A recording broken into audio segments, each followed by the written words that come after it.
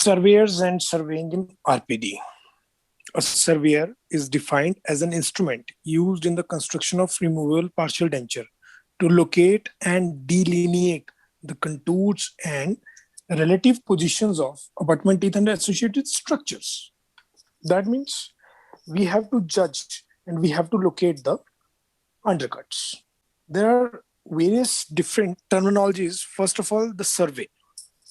Survey, the procedure of locating or delineating the contour and the position of the abutment teeth and associated structure before designing a partial denture. Second is surveying and analysis and comparison of prominence of intraoral contours associated with the fabrication of prosthesis. And the surveyor is an instrument which is used for survey, right? In the construction of removable partial denture to locate and delineate the contours and relative positions of abutment teeth and associated structures. Now come to what are the purpose of surveying. First is to determine the most advantageous path of insertion. That means there is where there is least hindrance. Locate proximal tooth surface, that is guiding surface. Locate and measure undercuts.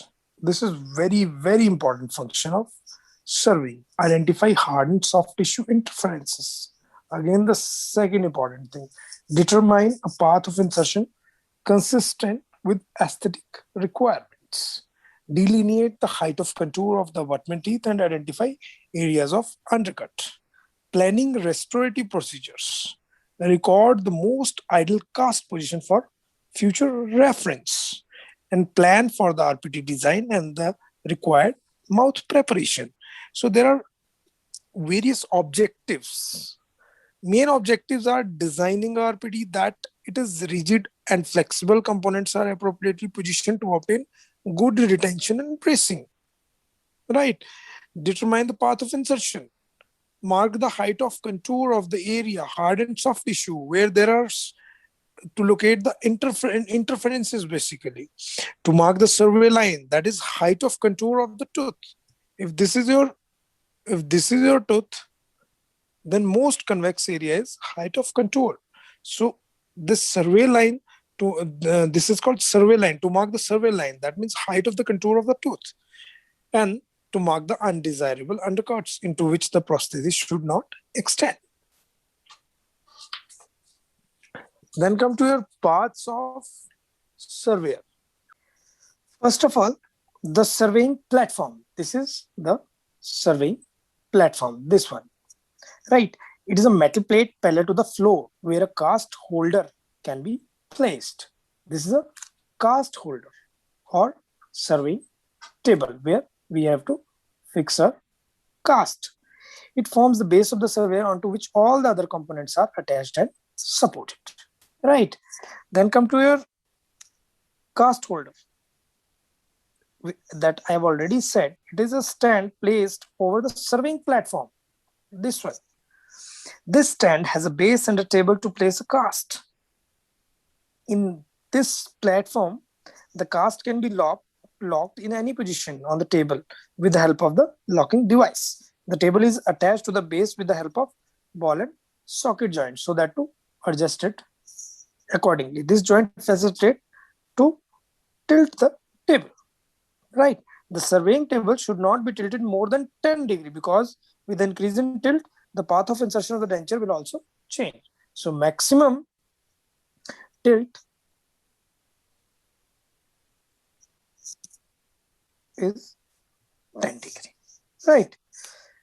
Ultimately requiring excess mouth opening during insertion. If a change in path of insertion is planned, the clinician should prepare the rest seat and guiding plans accordingly. Then come to your vertical arm. This is your vertical arm. This one. This is your vertical arm, right? It extends horizontally. It arises vertically from the surveying platform. It supports the superstructure, horizontal arm and surveying arm, right? Then come to your horizontal arm. This one is horizontal arm. It extends horizontally from the top of the vertical arm. It is designed to support the surveying arm at its free end. This is your surveying arm, this one. Right, surveying arm, it extends vertically from the free end of horizontal arm. It is parallel to the vertical arm. It can move upward and downward. The lower end of this arm has a mandrel. This point, mandrel, into which tool used for surveying can be locked in. Right. Then come to your surveying tool. Surveying tool. Here we have to fix the surveying tool. These are the tools attached to the mandrel of the surveying arm and are used for surveying. They are of different types. For example, analyzing rod, carbon marker, wax knife, and undercut gauges. Then your analyzing rod. So what is analyzing rod? Analyzing rod, it acts as a tangent to the convex surface of the object being surveyed. It is more of diagnostic surveying tool. It helps to analyze the location of the height of the contour, the presence and absence of favorable and unfavorable undercut for a path of insertion. Like if, suppose, let's make a diagram. This is your ridge and your tooth is placed over here, right? So this analyzing rod is like this. It will move around the tooth and it will mark the surveying line. It is a solid cylindrical metal rod. It is first tool to be used during surveying. It is used to determine the parallelism of tooth surface before marking the survey line, right? It also helps to arbitrarily determine the path of insertion. For marking, carbon markers. They resemble the lead points, commercially available for micro tip pencils, right? Like this, these are carbon markers. And this is your analyzing rod. Then your undercut gauges. This gauge is a high precision instrument used to measure the linear dimension of any structure. Undercut gauges are used to measure the depth and location of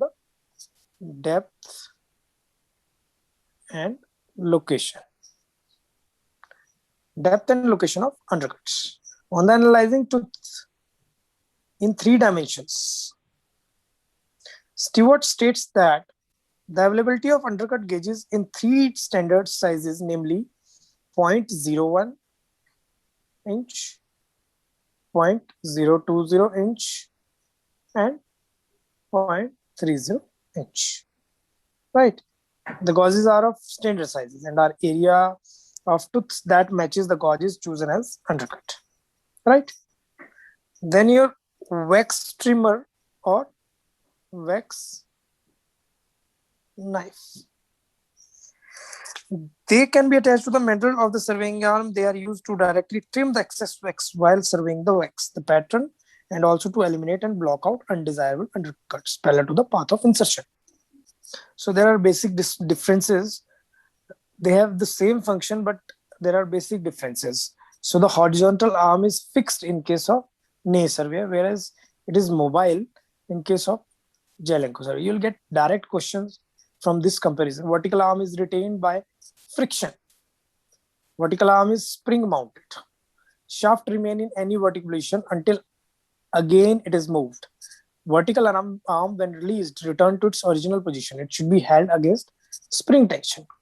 Cast table is moved around surveyor platform. Cast table is fixed to the platform, right?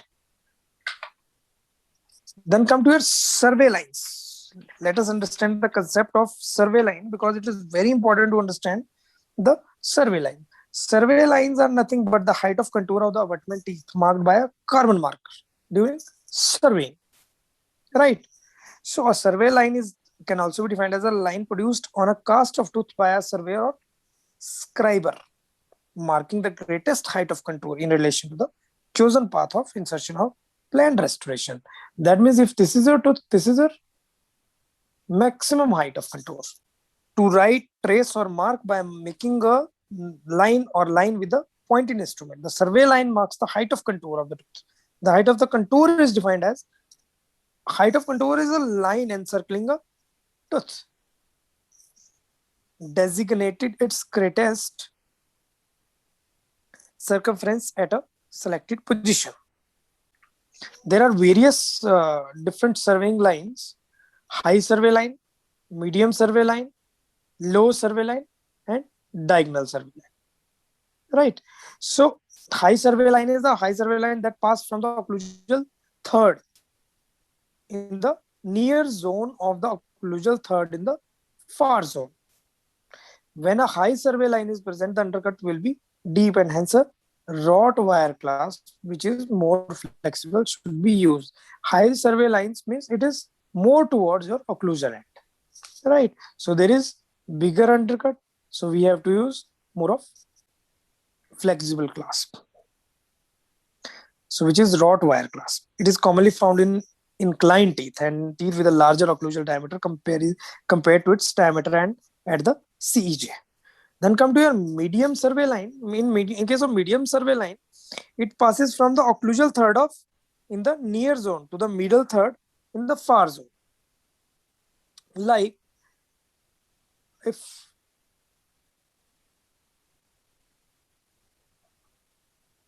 this is the case, then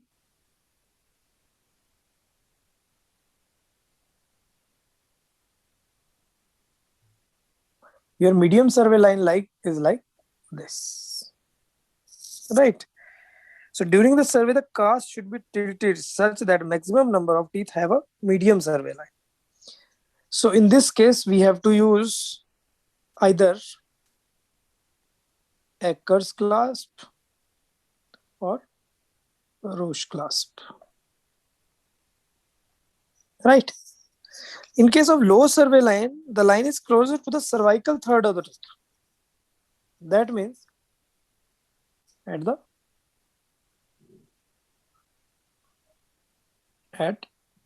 this point to the tooth in both near and far zone. A modified T clasp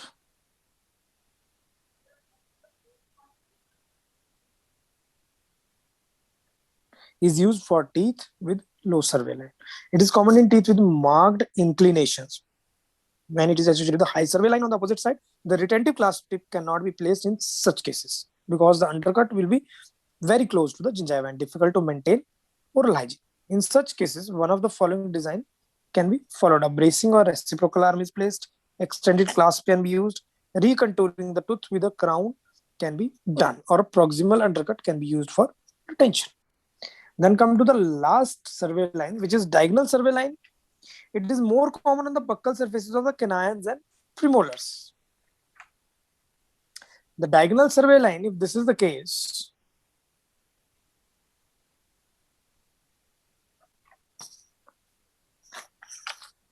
the diagonal survey line should be like this.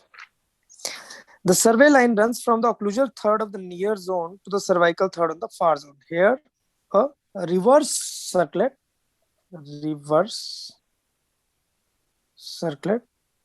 clasp is used, right?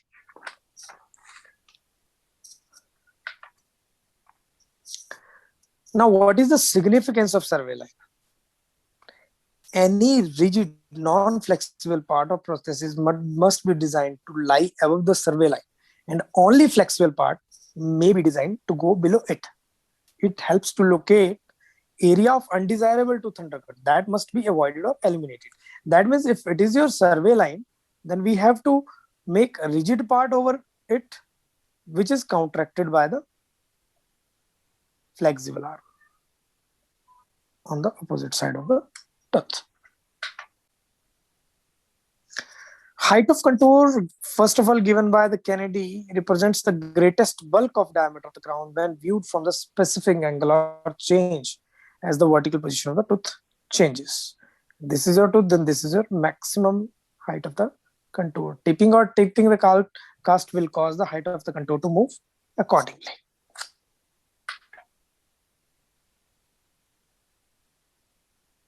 Suprabulge is the surface that is above the height of the contour towards occlusal side, and infrabulge is the surface gingival to height of contour. Then step-by-step procedure in surveying a diagnostic cast. Let us understand the concept of surveying, which is very important to understand. You will get some questions from this particular area, but if you will understand this concept, then you will be able to do surveying. So first is orientation of cast, then cast tilting, visual analysis using analyzing rod, mark the survey lines of tissue undercut using carbon markers, undercut gauges used to measure amount of available retention, then interferences, wax trimmer, and tripoding of the cast. Right.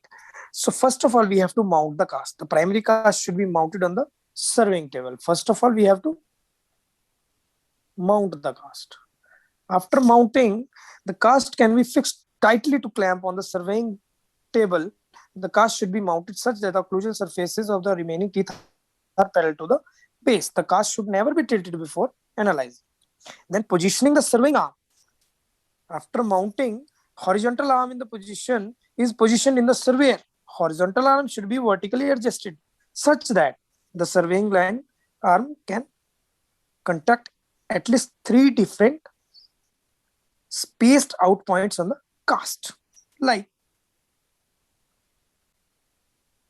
in case of orientation of cast oriented such that the anterior part is always towards the vertical member of surveyor and always away from the operator. Position for description is fixed for either cast. Can be attached to holding wax table by soft plastic or wax. Then come to your cast tilting. Tilting is change the position of the cast, which thus change the long axis of each tooth related to horizontal and plane. Thus, it will alter the contour, position, location, depth of the undercut related to the new plane, which allows the most advantageous path of insertion, which is the primary objective, increase in desirable and decrease in undesirable undercuts, which are used for retention, and they will not provide any hindrance. Distribution of available undercut to produce more uniform retention throughout the available teeth and tissues. Establish parallelism, which is very important, and improvision upon aesthetics. But the tilt should not be more than 10 degrees. Visual analyzing rod is used primarily for responsible for eyeballing of the cast. Once orientation and tilt is established, allows for the general tangential analysis of undercut, tooth angulation, and also aid establishment of relative parallelism of various planar surfaces. Then analyzing the cast, the analyzing rod is the first surveying tool. The analyzing rod is the first surveying tool that should be used during any survey procedure. It should be attached to mantle of the surveying arm, right? The cast is rotated against the analyzing rod to analyze the presence of the cast is rotated against the analyzing rod to analyze the presence of undercuts, favorable and unfavorable. At this stage, the operator will develop a mental picture about a design that would best suit the clinical condition. Favorable undercut should be present on the abutment teeth to place the retentive components of the clasp. Unfavorable undercuts, soft tissue, bony undercut should be eliminated. If favorable undercuts are absent during analyzing, undercuts favorable to that path of insertion should be created. Favorable undercuts can be created by preparing crown over the abutment teeth, or the depression is prepared in the crown, or by enameloplasty sometimes. The enamel is contoured using burr dimpling or by slight tilt in the cast. Not preferred tilting. The cast is done only to improve the placement of non-retentive clasp. Soft tissue undercut revealed during analyzing should be removed. The removal of the soft tissue undercut is done during pre-prosthetic mouth preparation, right? If there is deep unilateral soft tissue undercut, the cast can be tilted so that the prosthesis can be placed using a different path of insertion without any interference. If the cast is tilted, path of insertion of the prosthesis is changed. For this path of insertion, patient may require a wide mouth opening during insertion. That means if there is one side undercut, we can use it for insertion so that it will provide retention in future. If the operator decides to tilt the cast, the surveying table is slowly tilted with the help of a thumb screw, but not more than 10 degrees. Right. Surveying the diagnostic and primary cast.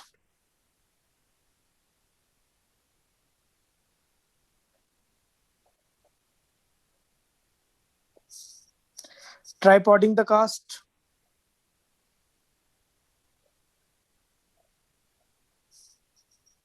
Transferring the tripoding marks. Surveying the master cast.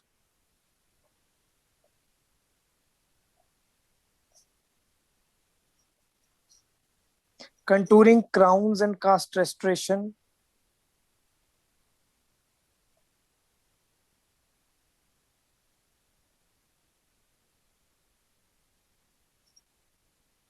Placing internal attachment and rests.